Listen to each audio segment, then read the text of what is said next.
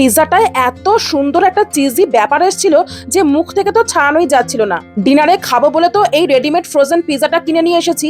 আর আগের ভিডিওতে তো দেখালামই পিৎজাটা একটা বাক্সের ভেতরে ছিল, তার মধ্যে আবার এই গোটা পিৎজাটাকেও এইভাবে এয়ারটাইট প্যাকেটের মধ্যে সিল করে দিয়েছে। জিনিসটা যেহেতু ফ্রোজেন সেই জন্য যাতে অনেক দিন ভালো থাকে তাই এত সুন্দর করে প্যাকেজিং করা থাকে। এইগুলো খাওয়ার সুবিধার জন্য আমি পিৎজাগুলোকে পিৎজা কাটার দিয়ে এইভাবে কেটে নিলাম। এই পিৎজাটার ওপর টপিংস হিসাবে তো চিজ আর সসেস দেওয়াই ছিল, আমি আবার একটুখানি পেঁয়াজ আর আরো চিজ যোগ করে দিলাম আর ওপর থেকে একটু টমেটো সস।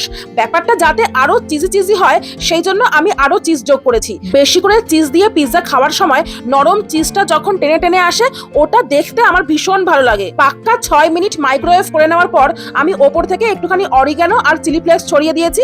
এখন খেয়ে দেখি খেতে কেমন লাগে। এই পিৎজাগুলোর টেস্ট দোকানের মতো নয়, আলাদা কিন্তু হেভি টেস্ট। অসাধারণ লাগে এই পিৎজাগুলো খেতে।